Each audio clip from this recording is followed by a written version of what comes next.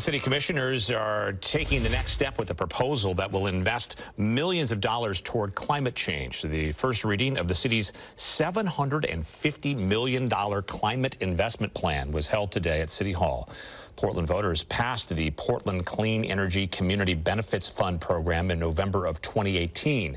The goal is to invest money in community-based projects that will address climate change over the next 5 years.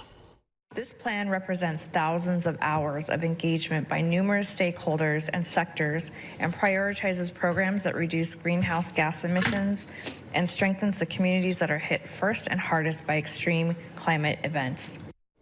Once the City Council approves that $750 million climate investment plan, Portlanders will start seeing new climate change projects take shape.